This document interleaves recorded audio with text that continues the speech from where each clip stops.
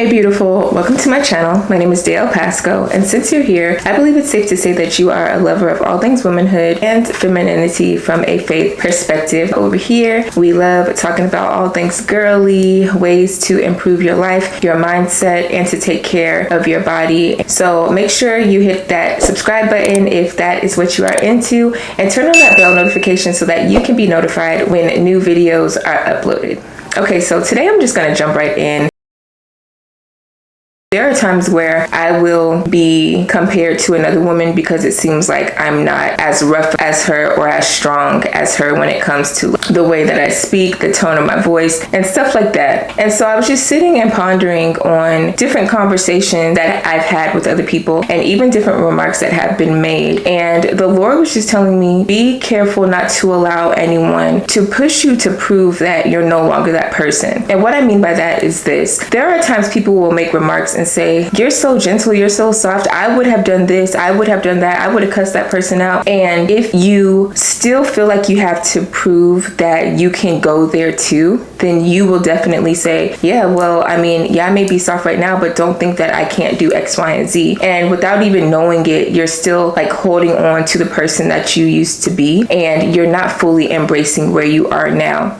Being a woman of gentleness, being a woman who lives in her softness, being a woman even who may have more of a softer tone, it comes with a lot. And you have to be extremely confident in yourself in order to even live as that woman today. I know that it's something that's trending and a lot of people think it's popular, you know, talking about the soft life, but let's be for real. Living in the soft life versus being an actual gentle and soft woman are two totally different things based off of how the world tries to say it is. So when it comes to the soft life, on what's trending and what's popular right now, that's looking like finding a man that can take care of you, making sure he's paying your bills, taking you on trips, practicing luxurious body treatments and all that stuff. But that's so far away from what the soft life actually looks like. A true soft life is a life that is rooted in Christ, because he is the one who softens your heart for real and brings you out of a place of feeling like you constantly have to fight, constantly have to prove that you can go there, are always trying to prove that you are still that person that you know that you have been dying to. He's the one who teaches you to change your words up, how to be more gentle, how to be more soft, how to be wise with your actions. And we have to know the difference between the two, because if we don't, we will think that living a life of luxury means that you're living a soft life. But there are a lot of women who live luxurious lives, but they get beat up on every day. They're not showing that on social media. They're not talking about how some of these men are extremely jealous. They're not talking about the price that they're actually paying to live this quote unquote soft life full of luxury. The true soft life is a life where you're actually able to live free. If you're not careful, the actions of other people will pull you back into the woman that you used to be, or I'll say the girl that you used to be. And it takes work to not allow yourself to go back to what was. Anytime you feel like you have to start going into defense mode to prove that you are not a quote unquote punk or a woman that can be treated however, it is so important that you take a step back for a moment and make sure you are not reverting back. That woman's dead. That woman's not coming back. So I want to encourage you, if you are that woman who is extremely gentle, soft-spoken, maybe people think that you are a pushover, but you're really not. You're just calculated with your words, with your responses, with your actions. I want to encourage you to continue to be that soft, gentle woman.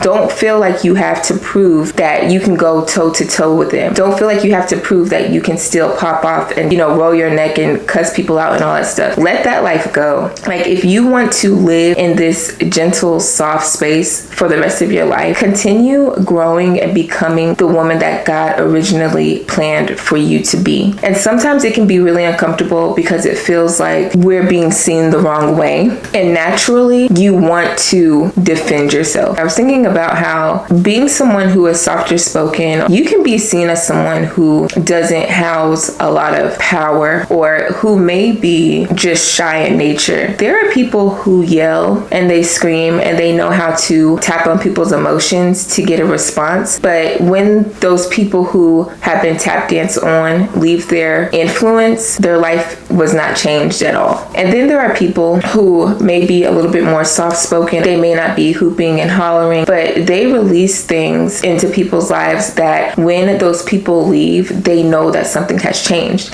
And there are times where people are quiet and maybe they don't say anything and nothing has changed. And there are times when people are extremely loud and a message is definitely given and received. So we have to be careful as women that we're not comparing ourselves to the next person. We have to be careful not to compare one another against the next person either, because that's very unwise. Love yourself. Be comfortable in the way that God designed you. Don't allow anyone to push you and try to make you feel as though you aren't enough because you don't sound like the next person. It's okay to be a woman who speaks more gently. It's okay to be a woman who chooses not to get riled up over every little thing. It's okay to be a woman who thinks before she speaks. It's okay to be a woman who isn't in everybody's face. It's okay to be a woman who is very selective with her relationships. It's okay to be a woman who is very calculated with her demeanor and her presence and her influence. You don't have to feel like you have to prove anything to anyone at any time for any reason. And being that we're living in a world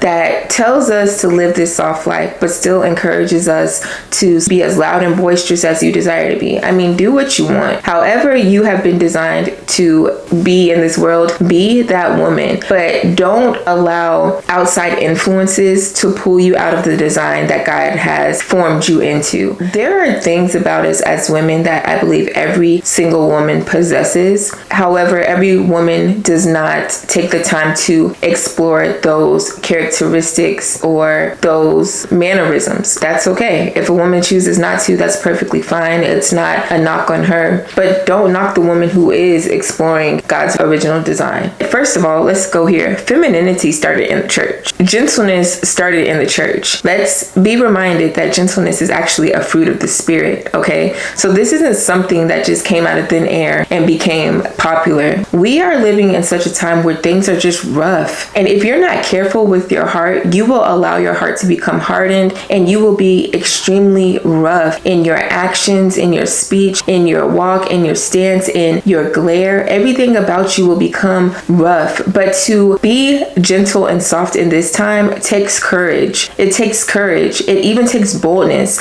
And it may not look like it's bold. It may not look like it's courageous because it's not loud. It's not jumping up and down. It's not screaming for attention. It's just simply being. I commend any woman who takes the time to learn how to be more gentle. I commend any man who takes the time to learn how to be more gentle. Remain that way and continue to explore that beautiful facet of God, because everyone has not grown the capacity to embrace that. And sometimes because of things that we have experienced in life, we can fear things that make us look weak to other people. But if you knew how much strength there was in your willingness to humble yourself and to fight differently and to speak differently, to dress differently, to show up differently, to relate with people differently, to still be yourself, but to allow God to really, really, really cultivate your heart in such a way that looks like His. If you knew the power within those things, you would not shun or look at yourself as someone who is weak. You are strong in the Lord. You're strong in your design. You're strong in the way that He has made you. And I want you to take the time to celebrate the fact that you're different, the fact that you are unbothered, the fact that you are not easily moved, the fact that you are stable. And I'm not saying that women who are a little bit more boisterous or, always hype, I'm not saying that there's anything wrong with that, or people who are constantly loud and yelling. I'm not saying that they're not strong in the Lord, because they are. But I want you to see your strength. I believe the greatest example of this is to look at your Father. Look at who you were created in the image of. The things that He could do to try to look like God or prove that He is God. You know how many people speak against God's name and say, well, if He was God, why didn't He? He could chase those things and prove that that's who He is. But instead, He simply is, and allows them to either choose to see that or continue to believe something totally different. Be who you are and allow people to see the beauty and the power in that, or allow them to see you in a totally different light. But don't change yourself to look like something that people say you should be, or to act a certain way because other people believe that you need to act that way. If you were powerful, you would be doing this. If you did have something to say, you would be speaking this way. If you really did have confidence, then you would show up like this. Everybody's different. All women are different. And it's so important, I am going to continue saying this, that we encourage each other's differences. I have sisters and friends who are loud all of the time. And when we get together, it doesn't annoy me. It doesn't bother me. I don't tell them they need to be more quiet. I let them be who they are. And they don't try to force me to be louder and to be more boisterous. But guess what? We fuse together just like this. We have the best time. We just exist together. We love each other. Now, we encourage one another in our design. And there are times I'm like, sis, I really love the fact that you are this way. I can see how God uses you to pull people in because of how you are constantly speaking with so much like oomph behind your words. I can see how God uses that for his glory. And there are times when my sisters come to me and say, Day, it's just something about the way you step in a room and you don't say much, but when you open your mouth, then things are still moving. And you see the power in that. They're both powerful. One is not less powerful because it's too loud, and the other is not less powerful because it's more quiet. You cannot you can, but you shouldn't get offended when people don't understand your design. As long as you understand your design, that's all that matters. And you continue to walk in that confidence, and those that need to fully understand will understand. Everybody does not have to. But I wanted to have a conversation on this. So I wanted to bring this to the table because I see it often. And it's not even just with, being softer spoken or being more gentle in nature. It's across the board. There are times where people think that because you show up dressed a certain way that you're going to be a floozy or a hoe, and the person over here that's fully dressed from head to toe is totally pure. And a lot of times it's the total opposite. That's why it's so important that we come to understand one another, that we don't try to relate with people outside of our own knowledge. I'm going to keep doing videos like this too, because I really want women to embrace their gentleness. Be okay with being delicate, and don't feel like you have to be like men out here or even like other women. Be yourself. If you are looking for a community of women that you can connect and grow with, explore femininity with, and simply level up in womanhood, you are invited to join the Womanhood Academy. We recently began the Preppy Hour, where we read one book a month and meet every Sunday to have conversations on the content that we read, on ways to apply it to our lives. And on the last Sunday, we have someone come on and teach us a soft skill so that we are able to attain more skills in life. We're currently reading How to Be a Gentle Woman, The Art of Soft Power in Hard Times. This book has been so